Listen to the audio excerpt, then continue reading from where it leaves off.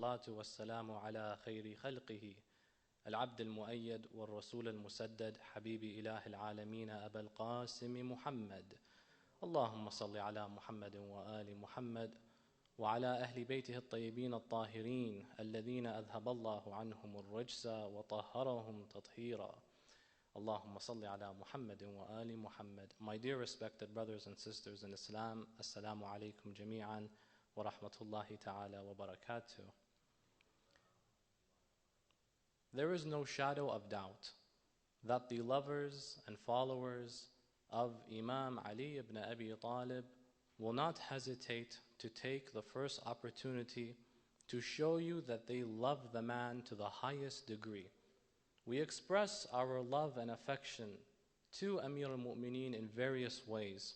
Many will name their sons after him. Others will make it a priority to never miss an event that remembers his accomplishments and his achievements. And typically, the average lover of Amir al-Mu'mineen will not go a day except that they made the pledge by reciting Ya Ali in their times of difficulty, happiness, sadness, and tribulation. With that, we understand this man to be a man of great blessings. There is no greater blessing than the love of Ahlul Bayt, Allah, Rasulullah, the Holy Quran. And in accordance to these holy personalities, particularly the Holy Quran, we understand that blessings are to be expressed to the highest degree. Allah subhanahu wa ta'ala states in Surah Al-Duha, in the last verse, the last sentence, وَأَمَّا بِنِعْمَةِ رَبِّكَ فَحَدِّثْ. And as for the blessing of your Lord, then express it, speak of it, make it apparent. There is no shame in expressing that which Allah has endowed you with in the form of preaching, in the form of sharing. We all understand that sharing is caring. And is there a bigger ni'mah from the ni'am of Allah subhanahu wa ta'ala? Amongst the greatest of these is the love of Amir al-Mu'mineen. However, there are very unconventional ways when people come to share the love of Imam Ali to their peers. It would not be successful. It would not be an attempt of success if one were to simply express to the non-Muslim or even to the very Muslim in their worldview that I need you to love Ali ibn Abi Talib because I love him. You obviously follow it with your reasoning, you substantiate your claim, and so forth. When we want to now share Amir al-Mu'mineen to the world, especially the non-Muslim world, there are ways to do so better than others. We need to first understand that Imam Ali to us is great, and that is the main reason why. Because he is great. However, greatness is subjective. It's also circumstantial. It depends on who is speaking and your understanding of the definition of great. And so one might express that Imam Ali is great to me because look at his devotion to Islam. Well, to the non-Muslim, the foundation is not even there. They don't even believe in Islam. And so that argument will not work. Moreover, if we come to share Imam Ali to the world, we have to understand who Amir al-Mu'mineen was when we say he is a great individual. Greatness is understood as the understanding of making sure you realize that in comparing this thing or someone to something else, it is greater, or at least it meets the standard. So for example, the standard might be something which is great. The closer you get to that thing which is great, the more you excel in significance. So we have individuals in society that have honed the skill of, let's say, martial arts, or let's say the skills of craftsmanship. They have a standard they live by. Let's give the example of a very reputable individual. Say of the like such as Bruce Lee, a master in Kung Fu. No one will deny that he was great in his skill. He was a great martial artist. But when you look at him, he became great as compared to the standard. Who was his mentor? When you look at his life, for example, you find that the individual had a mentor. He held him as his standard. and he wanted to emulate him. Some of us know him as Ip Man, and there are movies made about him and how he mentored Bruce Lee and he became his pupil. To Bruce Lee, he was his mentor. That was the standard. And many experts in martial arts will tell you that Ip Man, this individual who mentored this guy for so many years, even at Bruce Lee's prime, he was much better than him. Because then Bruce Lee went on to cinematography and became he became an actor and he entered in Hollywood. So his focus went elsewhere. His standard was Ip Man. So in reason, the closer he got to Ip Man, this individual, his mentor, the greater he became. This is one form of definition in determining what greatness is.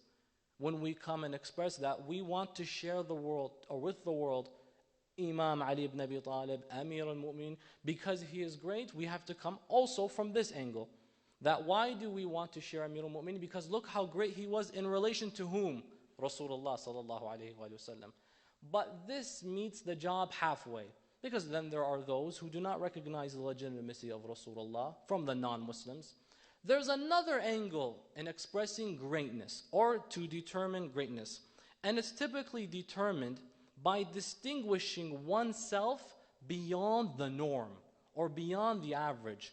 So there is not necessarily a mentor-esque figure in the life of an individual who excelled impeccably and became a legend in history. These people, they worked their socks off and they were predisposed, let's say, in a particular field, giving them an advantage, and they really had a good talent and skill in whatever it is they were doing. Let's give another martial artist example. Muhammad Ali, the famous boxer, the late famous boxer, who he would even refer to himself as the greatest because he had an impeccable record. The man was a champion in the boxing ring and outside the boxing ring. And interestingly enough, ironically, towards the end of his life, he has an interesting phrase that he would commonly refer to in the sense of, God made me this way, or God sent me a sickness, an illness, because he got Parkinson's disease, if I'm not mistaken, and he became very sick, to remind me that I'm not the greatest, or I'm not number one. He was always, and he is. But nonetheless, no one will deny he was the greatest in his particular field. So there are two typical ways in understanding where greatness comes from. Either comparing it to the standard, and the closer you get to that standard, or if you even excel beyond it, that definitely is one way of understanding greatness. Another form is you individually excel in that particular field where you had no one to necessarily mentor you or train you. Imam Amir al-Mu'mineen tackles this both ways. He had a mentor, Rasulullah. After Rasulullah stopped mentoring Amir al-Mu'mineen, and that really was in the last moments of the Holy Prophet's life, while Imam Ali was with him in those last final moments, when Rasulullah returned back to Allah subhanahu wa ta'ala, he taught and made sure to teach Amir al-Mu'mineen. And then after the life of the Holy Prophet, Amir al-Mu'mineen excelled as an individual, and he became the standard for all to revolve around. Today, however, as mentioned previously, the non-Muslim will not hold Imam Amir al-Mu'mineen to the standard that is Rasulullah, like we might. And they may not necessarily look at his accomplishments as wonderful or great and reflect that with his character, because those are great from a Muslim perspective. He became a caliph, great from a Muslim perspective. Look at his devotion to God, great from a believer's perspective. Oftentimes, to prove greatness, you have to go to the core and identify objectively what made this man so great, such that now when we go to share him as the biggest ni'mah, amongst the biggest of blessings, in accordance to what God has said in the Quran, وَأَمَّا بِنِعْمَةِ رَبِّكَ فَحَدِّثْ, we need to understand that Imam Ali should not be compared at times with the certain people to the Holy Prophet, if they don't understand who the Prophet was to begin with, or with the Holy Quran. That's almost like approaching a non-Muslim and saying to them, you must pray and fast and establish all of these and give charity because the Quran said it, when they don't even believe in the Holy Quran. Who do they believe in? Who is someone, or what is something that all of humanity basically has agreed that these are individuals that have excelled in their fields? significant intellectuals that have solidified themselves into the annals of history. Great philosophers, Socrates, Plato, Aristotle, intellectual academic thinkers, Nietzsche, Hobbes, Locke, even Karl Marx, the good, the bad, the ugly. Compare governance of Ali ibn Abi Talib, of Islam, of the Holy Quran, with what the most impactful individuals have produced for us. Now, a good place to start would be with Plato and Plato's Republic. Why is that the case? Because Plato is understood to be the father of modern Western philosophy. Plato is an individual recognized and studied from both Muslim, non-Muslim, secular, spiritual groups. And a good place to start would be a reference that many people have heard of. You may not necessarily have read or studied or broke down in depth and analyzed the Republic of Plato, but at least many have heard of it. You know, there are always books people hear about, but they don't necessarily, they don't read it. I mean, the Quran is a victim of this, unfortunately, many times. Many people know of, understand the significance and reverence of, but not too many times will be the priority of the reading source that many people will go to.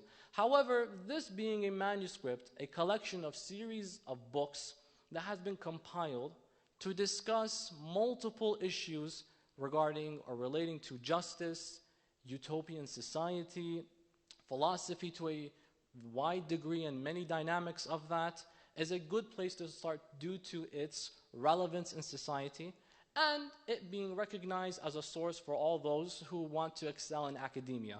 As in, if you've gone to university and you entered in liberal arts, at one point you would have made your way through the Republic of Plato. That being said, many religious worldviews were also built on the doctrines that were established by these individuals, Socrates, Aristotle, and Plato. For example, St. Augustine, who was a saint from the Christian scholarship, based a lot of virtues from the Republic of Plato. Now, there has to be a disclaimer made before we continue. The following is a disclaimer. Not everything found in, obviously, Plato's Republic is necessarily authentic, reliable, and we would agree with 110%.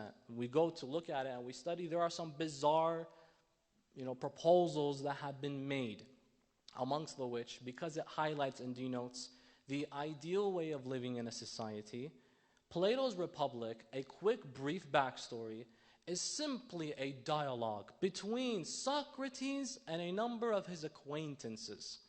This will then be tied with the standard that is Amir al-Mu'mineen, Ali ibn Abi Talib, when we examine the backstory very briefly. Plato, being a student of Socrates, writes down the entire conversation presented. Already this is a filter in the preservation, something that was written by someone who didn't speak of it necessarily.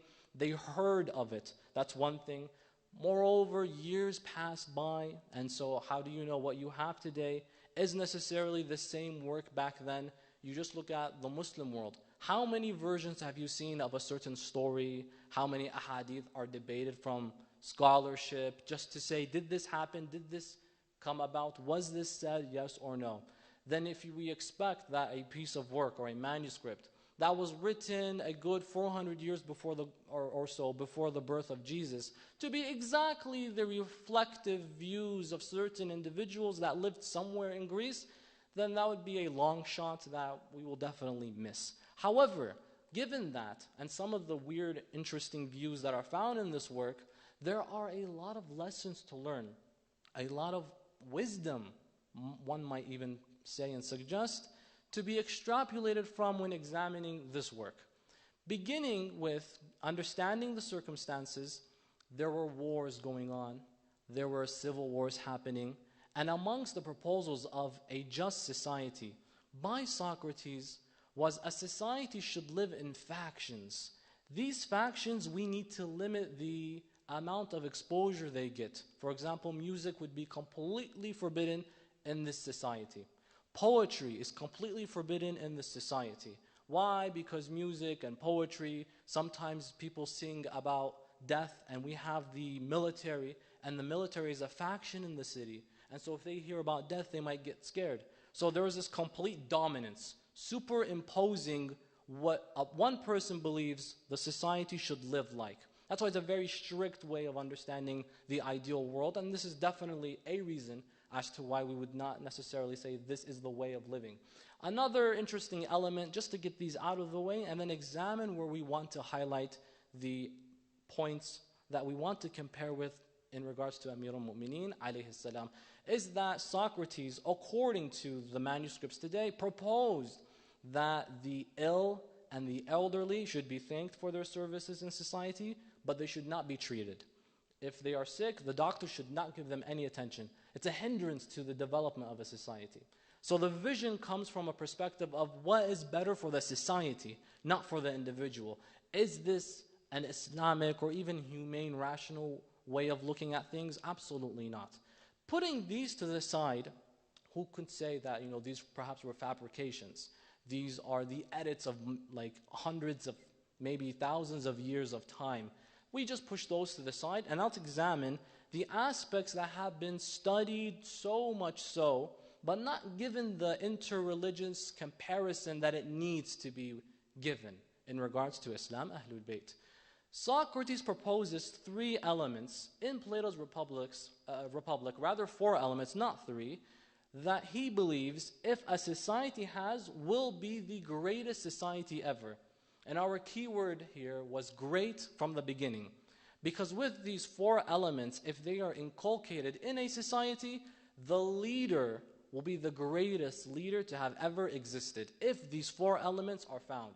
Christianity later on, as mentioned previously, from the saints and scholarship of the like such as St. Augustine, took these 4 elements, these 4 characteristics and qualities, and made them part and parcel of the ideal Christian way of living. And when we examine these 4 points, we will understand that you don't necessarily need to be a believer in any organized religion to understand that these are seriously reasonable ways of living by, codes of conduct. Socrates proposes that in order to have a utopian-esque society, we must find or include in it the element of prudence. A just leader, we would describe a guardian, a qa'id, has to be someone who is prudent, has to have prudence, to be a prudent-like leader. This needs to be someone who is wise, wisdom, translated directly in Arabic as hakim, to be a wise person. Not necessarily someone who is just knowledgeable. When we look at translations of these works, the original manuscript is definitely not found, it's really old. And these works were all translated, ironically, during the Islamic golden age of the Abbasid dynasties, when they started taking Greek work and Hebrew work and work from various nations and old pieces of writing and writing them in Arabic. So the originals, they are not found anymore. The earliest texts we have are actually in Arabic, translated by Muslim scholarship somewhere in Baghdad, like 1,200 years ago. But the words that were always being used in all of these translations is wisdom, not knowledge. Why? Because there's a difference, a good, serious difference between knowledge, intelligence, intellect, and wisdom. In Arabic, this would be translated as al-ilm, to be knowledgeable, to be someone who's an alim, and a hakim, to have hikam or hikmah, to be someone who is wise. These are definitely distinctive because you can be someone who is wise and knowledgeable. Sometimes it takes knowledge to become wise. But you can be knowledgeable but not wise. We find this scattered everywhere throughout the Holy Quran. You might see it in Surah Yasin. وَالْقُرْآنِ الْحَكِيمِ إِنَّكَ لَمِنَ الْمُرْسَلِينَ. Allah is swearing by the Quran that is wise, hakim. And that being said, a person who is a judge is also called a hakim. Why? Because how can you be a judge if you don't understand wisdom? It's not just about knowledge. Knowledge is just understanding facts and information. Wisdom is applying them in the right place at the right time. Let's pause at this. One of the qualities of a just, great leader, wisdom, prudence. There is no just or great leader to have ever lived after the prophetic message than Imam Amir al-Mu'mineen Ali ibn Abi Talib. Where do we even begin with his hikam and knowledge? Everyone here, online, elsewhere, would have benefited from the words of wisdom of Amir al-Mu'mineen. Either in Nahjul Balagha, how many quotes have we seen shared and circled around online of beautiful sayings of Imam Ali? Everyone has a favorite sentence from Amir al-Mu'mineen. And not just sentences and words of motivation and inspiration, wise words, actions that were taken, really reasonable, knowledgeable, but wise actions that were taken from Imam Ali. In light of the Fatimiyya season, Amir al-Mu'mineen alayhi salam was given a will from the Holy Prophet. And this was a very wise will to give. And it would be very wise for someone to follow. In that, when the circumstances become difficult for you, and your home is attacked eventually, making your wife the victim of these attacks, Lady Zahra salamullahi alayha, it would be wise to avoid any form of retaliation until you have a decent number of individuals. Imam could have retaliated then and there, because the age-old question emerges, why didn't Imam Amir al-Mu'mineen do anything in these circumstances? Well, the man had a will, and it was of the wisest of decisions from Amir al-Mu'mineen to not reply back. Because in hindsight, a collection of people with swords raised, the Imam can take on anyone, but there would be other victims who would die unjustly. You had children, Al-Hassanan, present young children, and if you had this battle, bloodbath would emerge. It was from the wisdom of Rasulullah to tell Amir al-Mu'mineen, unless you have a specific amount of people, books of literature and ahadith describe it being 40 people on your side, then you can resist. Otherwise, the wise thing to do is to hold back. There are decisions, moments, circumstances that the Imam found himself in. He had to make wise decisions then and there. And so with wisdom, in order to be a just ruler and to have a successful, great society, you must be someone who is prudent, to have wisdom, to be someone that is wise, not necessarily knowledgeable in your relative field, to have knowledge and facts memorized. Many people do that. Certain animals can even do that. But what distinguishes you is your wisdom. The application, the timely application of your knowledge is wisdom. That's number one. And we don't need to look further than Amir al-Mu'mineen for this example. For not only did he manifest wisdom, he excelled in it. The second element, Socrates mentions that a just society, a great society, not just, because the whole discussion in the Republic of Plato is the utopian society. What does it look like? And Plato is simply jotting all of these down.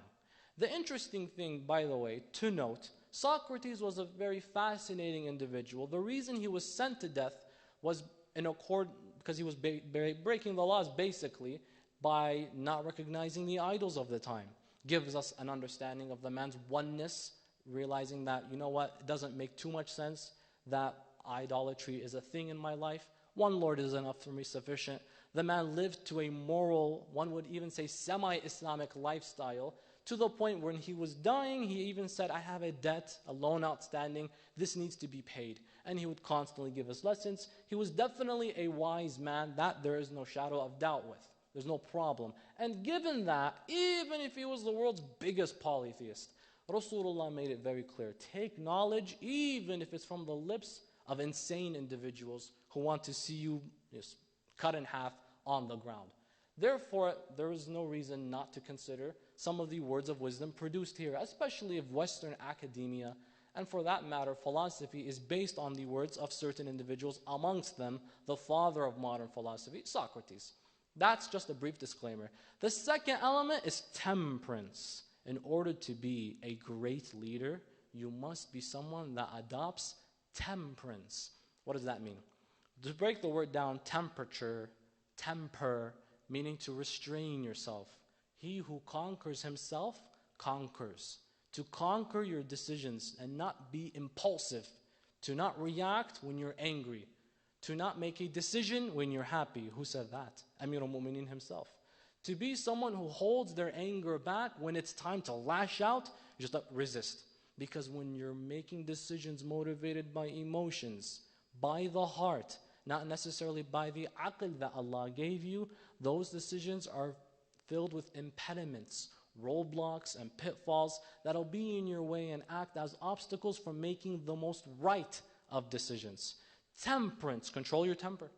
And not necessarily your anger, but when you're happy, chill out. Sometimes when you're very happy, you can make the worst of decisions. You're heightened. Emotions are heightened. Either sad, mad, happy, at a state of heightened emotions, never make a decision.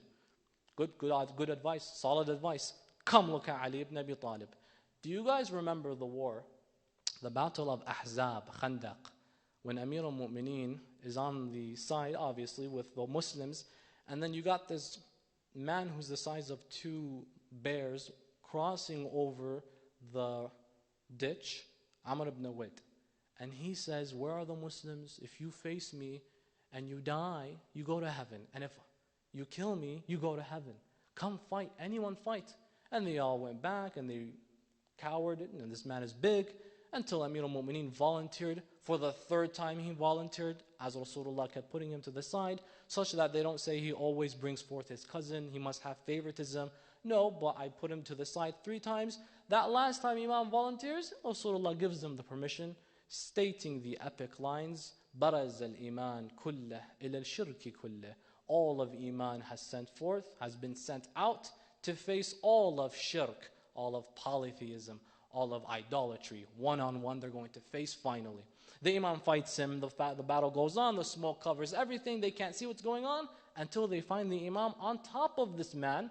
He's basically pretty much defeated him, but he gives it a moment, then he strikes him.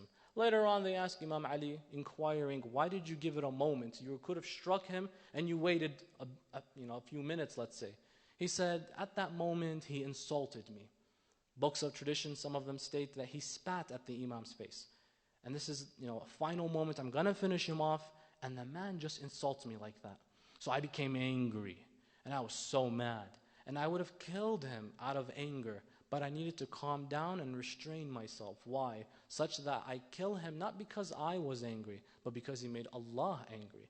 He had to hold himself back. Another incident we discussed just previously, the attack on the home of Amir al-Mu'mineen. You can imagine how mad he might have been at that time. And he was frustrated. But Rasulullah gave him a will and he had to honor it for the betterment of society. Otherwise, a bloodbath in Medina would have occurred, the likes of which history has never seen.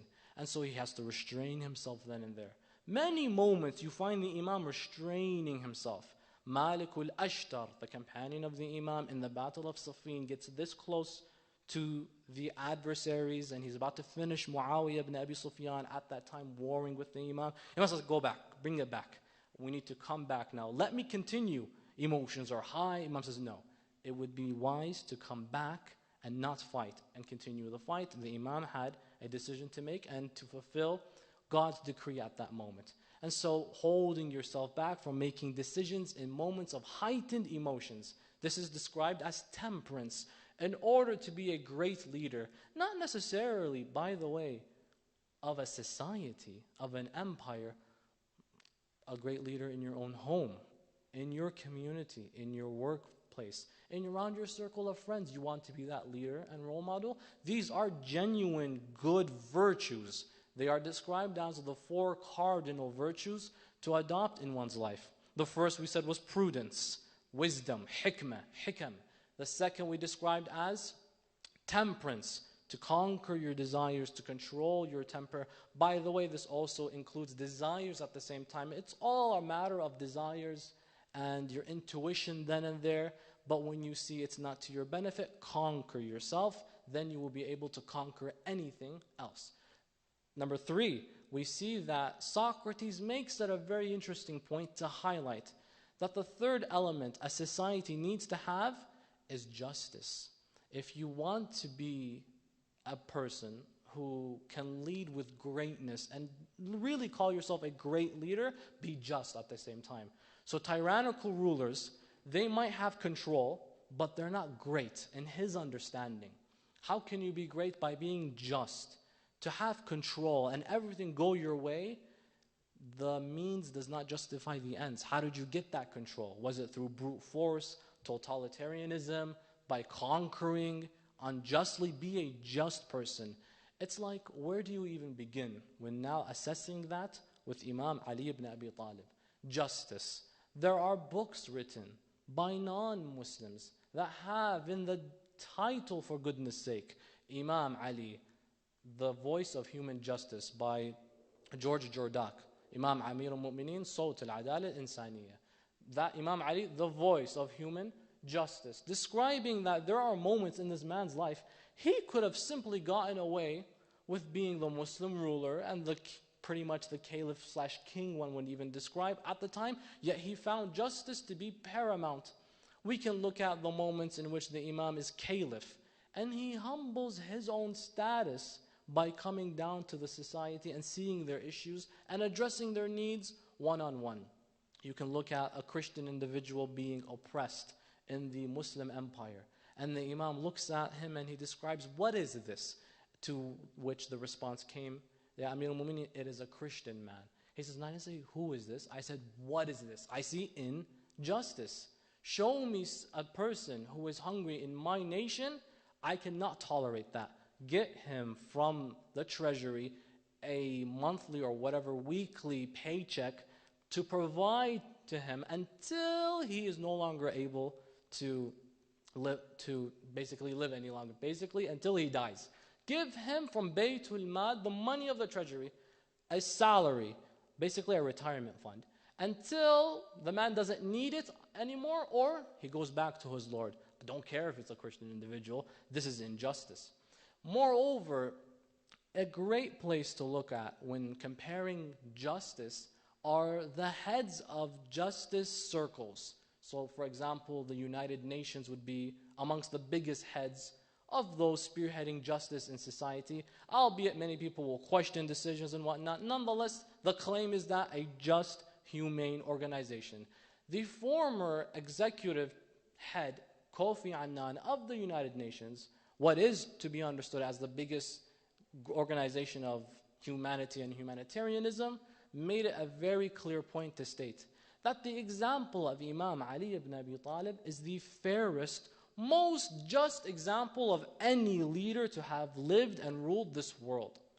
And the nations, particularly the Arab nations, the Arab nations, should take his example. Following it with the wonderful story of Imam Amir al-Mu'mineen, when he sent out his companion, Malik al-Ashtar, to Egypt. And he made that beautiful letter and statement that will always be in our hearts. Understand, O Malik, الناس صنفان أما أخ لك في الدين أو نظير لك في الخلق. That people are two, either your equals in humanity or your brothers, sisters in faith. And this is all we need to live by to understand how we engage with others. Justice to a degree like no other. In fact, in the 39th year after Hijrah, how an Islamic society functions is that when you give your zakats or khums or sadaqah, it goes to the treasury. Treasury redistributes it back to the people in need. And so the Quran makes a description, the one who is a destitute, lost, starving, in need, so on and so forth. They are recipients of all of these charitable efforts, correct? In the 39th year after Hijrah, basically the last year of Imam Ali's caliphate until he was martyred, salamullahi alayh, not a single person requested from the treasury any assistance. Imam Ali eradicated poverty from his Islamic nation at the time due to how just he was, because he would not tolerate any injustice, any bad representatives and rulers at the time who were taking advantage of the Muslims. By that 39th year after Hijrah, the last few months of his leadership and governance, not a single individual requested from the treasury any zakat or any khums. That's actually big and bizarre, because when you look at the Islamic nation at the time, it went from North Africa to the ends of Khurasan, or the ends of what would be modern day India. Not a single homeless person, not one person made that request. In fact, books of history describe the following. 3 things that happened. That people during the time of Amir al-Mu'mineen's governance, just to display how just the man was, people acquired 3 things. كانوا الناس في عهد أمير المؤمنين ينامون في الظل. they would sleep under shade, meaning everyone had a roof. Everyone had a roof under the governance and caliphate of Amir al-Mu'mineen. Yeah, and he even has that statement, if poverty was a person, I would have killed him. You may not have killed poverty the person, but you certainly killed and wiped out poverty altogether. People slept under shade. يَنَامُونَ فِي الظِّلِّ وَيَأْكُلُونَ الْبَرِّ. And they would eat bread, basically whole grain bread. Meaning everyone had a snack, everyone had food. People were not starving under Imam Ali's caliphate. The third element was وَيَشْرَبُونَ مَاءَ الْفُرَاتِ. And they drank from the Euphrates River, meaning they drank pure water. They didn't have to look around and begging any longer. Food provided, water provided, shelter provided, justice provided. And in addition to that, books of tradition state that Amir al-Mu'mineen even showed his justice when it overflowed from people to animals. He would find, Imam Ali made it a point, to find, and he would make a point that tells people, find any stray animal, dog or cat, and collect them in an area, make like a shelter for all of them. Don't let them be on the street like that. Even animals were recipients of the justice of Amir al-Mu'mineen, such that it reached a point where it was overflowing his caliphate with wealth, with success, with justice, that Imam ordered people, take some of the wheat that we have, it's too much, no one's demanding from it, and go spread it on the hilltops of the Muslim nation. Why, ya Amir al-Mu'mineen? Are we just throwing it away? No, so that if the person passing by the Muslim lands and sees all of this, they will even say that not even the birds went hungry under the leadership of Ali ibn Abi Talib. Justice to a degree like no one has ever seen, ever before in history. And the heads of the biggest, most significant humanitarian organizations come and testify to that effect. And the last and fourth virtue, cardinal virtue, that the greatest think tanks to have amongst the greatest think tanks to have ever existed make as a necessity to have in order to claim to be a great leader is courage. And again, it's another aspect, like where do you even begin? One can look at the time when Amir al-Mu'mineen was to travel and migrate with Rasulullah to Medina, but was told to stay back and stay in his home, in his bed, as a cover for the Holy Prophet, buying him more time, and you're under blankets while swords are going to be over your head in a matter of minutes. And the Imam would say, does this make you safe, Ya Rasulullah? So he said, yes, it does make me safe. Then I don't care. The thing is, when you'd say courage, it's almost quite difficult to describe Imam Ali as being courageous. Why? Because the main understanding or definition is to stand and resist in the face of fear. Well, the problem is Imam Ali was never afraid. The man never was afraid of anything. There was no fear. Now, if it's fear in the sense of what is commonly understood as fearful, like this is a fearful moment, yet you resisted, not necessarily indicating that you were afraid, but this is objectively a scary moment, then yes, we will agree to that aspect or to that degree, that standing in the face of fear, courage at that time, Amir al-Mu'mineen embodied.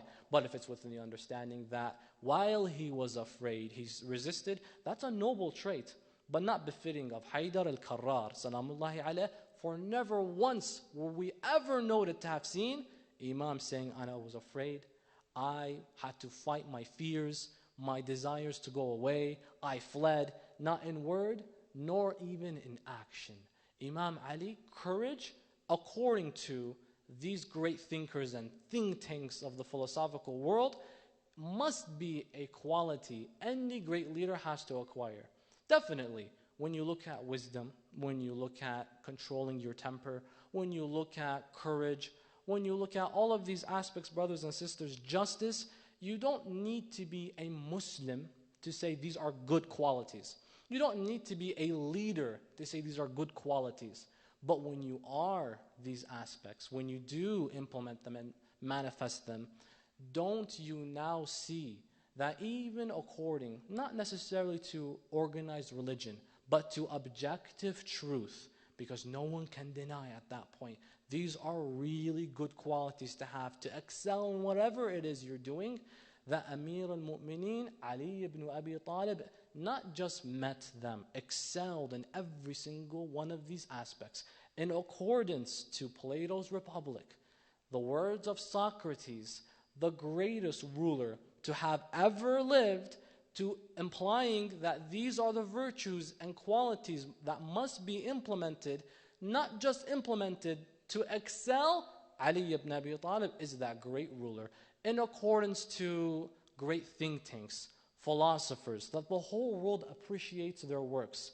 A study done, brothers and sisters, between the man himself, Imam, any Imam of Ahlul Bayt, the Holy Quran, the Holy Prophet, and these books and these thoughts and beliefs and worldviews. This is very important in today's age, because when oftentimes you look at any attempt to introduce Islam to the world, it will come from the Islamic perspective only. You must believe in the way of Allah subhanahu wa ta'ala, for you will go to hell according to what my Quran says. But the problem is the whole foundation is shaky. There is no Quran in this person's life. There is no God in this person's life. You have to strike at a point that they will recognize, yeah, it is a legitimate, serious, significant point. Western philosophy, think tanks, governance, sociology, psychology, interreligious comparison, brothers and sisters, today, much more than ever is needed. More research is to be done in order to get the words across of the Ahlul Bayt. Not necessarily, but very well from the Islamic perspective, from those who are interested to learn more about their own worldview, that's great. But Imam Ali, as we began our topic, is amongst the biggest blessings in our life. And the Holy Book itself makes clear, as for the blessing of your Lord, share it. I now have the responsibility of sharing my Imam to the whole planet, to man and womankind. And the Imam himself didn't hesitate to share it with the animal world, to the world of nature as well. Let's expand by presenting the Ahlul Bayt, the household of the Holy Prophet, the Prophet himself, the Book of Allah, and our understanding of God by tackling it in not necessarily the most conventional of ways. Make it unconventional. Try presenting a new perspective, not necessarily the usual and old. The Quran gives us another example of this. When you notice the story of Prophet Sulaiman and the Queen of Sheba, she didn't find Islam, in the sense of the religion of God at the time, by a da'wah session, by a lecture on a pulpit in front of him like 1,000 people, by a Friday prayer. She walks in and she sees the palace of Sulaiman. وَقِيلَ لَهَا ادْخُلِ الصَّرْحِ, and he said to her, enter the palace. فَلَمَّا رَأَتْهُ حَسِبَتْهُ لُجَّةً, and when she entered, she thought it was water. وَكَشَفَتْ عَنْ سَاقَيْهَا, and she then exposed her shins, thinking, yeah, this is water. I'm going to get my nice dress wet. I have to raise it a little bit. She walked and she's like, no, that's not water. It's water under very fine, thin glass, but it deceived me. What happened then? What transpired? She's like, you know what? If the palace of Sulaiman can deceive the Queen of Sheba, then what about the Lord of Sulaiman? She then entered that religion, the religion of God at that moment. The most unconventional way possible I could think of. How you find God? Through lifting your dress, making sure it doesn't get wet when you go and enter a person's palace to visit them. I feel like that's the most unconventional way ever. But it's a lesson. Today, more than ever, maybe use unconventional ways. If you're that confident that, you know what, I need to take that role. Let me share my religion because I'm so happy. And rightfully so. The Quran makes it very clear. Share it. Sharing is caring. Let's just bring and produce and invite everyone to our events. Invite everyone to a night of iftar. Those are great ways to do so. But sometimes it takes an interesting route.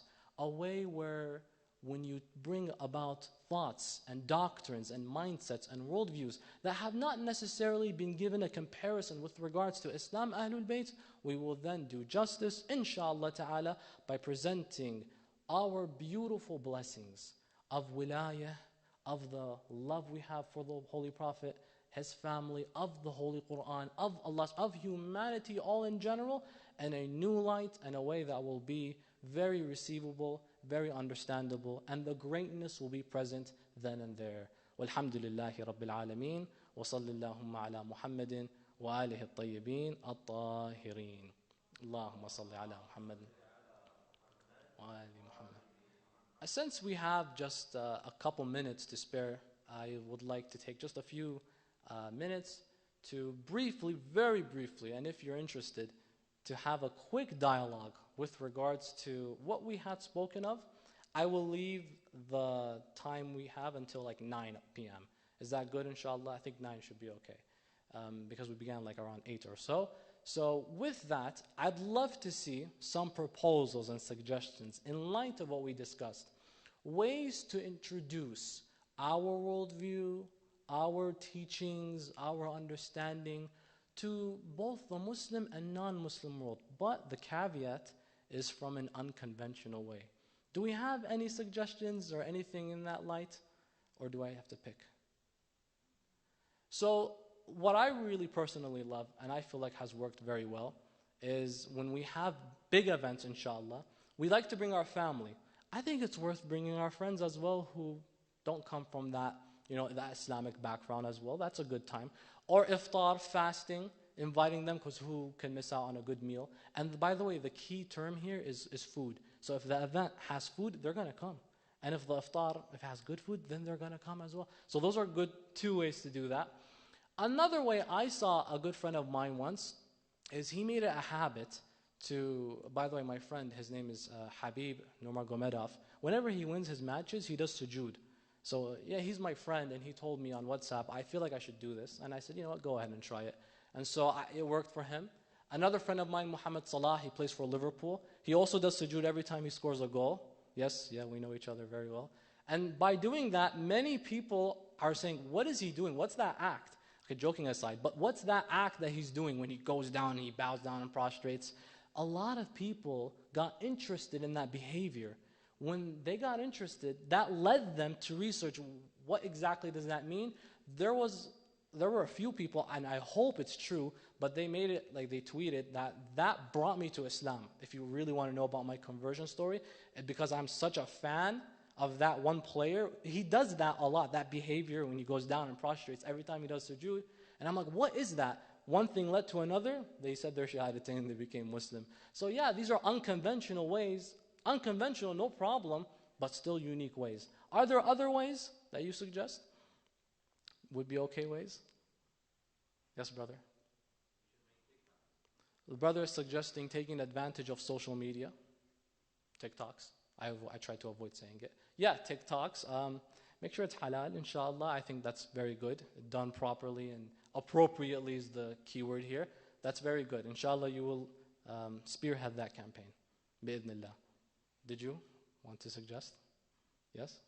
I would say invest in the stock market. Invest in the stock market? How does that introduce Islam to? You can generate wealth, and we can use that wealth to empower us and use resources. I like that. So it's a means to get resources to then help share the message. I mean, yeah, invest in the stock, investing in general, I sure, that's very good. I like that idea. But the goal is to get means such that we can facilitate like events and stuff like that. Why not? The more it does cost money. What costs money exactly? I mean, if you think about it, graphic design and Yeah, technology yeah, I agree. like flyers and everything. Yeah, Ahsant, I agree. Yeah, this all comes through your generous donations. But if you want to skip donations and go invest in the stock market. Nice suggestion, brother. I like that. Sayyidina. Oh, go ahead. Invest in what? Oh, invest in that company. Why would you ever invest in that company? But, okay, smart, very smart. Ahsan, thank you, brother Sayyid. Okay, any other suggestions? Unconventional ways to share the message. No more ways? See, the typical ways are nice. There's a nice group I saw in New York. They're nice when they're done good. In New York, there's a Muslim student association. I don't know what university, and we've done this here a few times. During winter, they pass, not pamphlets, but hot coffee. And on you know how it is, on it, there's like a sticker, a beautiful hadith, but a hadith everyone can resonate with. So there are ways to do things just any random hadith. No, it has to be something beautiful. Love for your brother what you would love for yourself, for example. These things are beautiful things. And we did this, I recall, a few years back. It's a bit difficult to do it nowadays given the circumstances, but during the birth of the Holy Prophet, passing out roses, and on it there's a nice sticker. Unconventional, why not? But beautiful ways to present Islam, Ahlul Bayt. Are there any other suggestions by any chance? Brother Ahmed, you look like you might have a suggestion. Free food? Man, you could start a revolution with free food. The Suhoor festival? Yeah. You come from a perspective of, hey, it's just a festival, but at the same time, let us introduce and teach you some things about our religion, our worldview, why this is happening. The Suhoor facilitating events like that, but that costs sometimes. So Brother Wissam's suggestion of making sure you have the assets to do so comes into place as well. These are all wonderful suggestions and unique observations. If there are any more comments, these would be lovely to hear. That being said, thank you all very much for tuning in. Thank you for showing up. Please be safe, take care, stay warm. Wassalamu alaikum jami'an wa rahmatullahi wa barakatuh.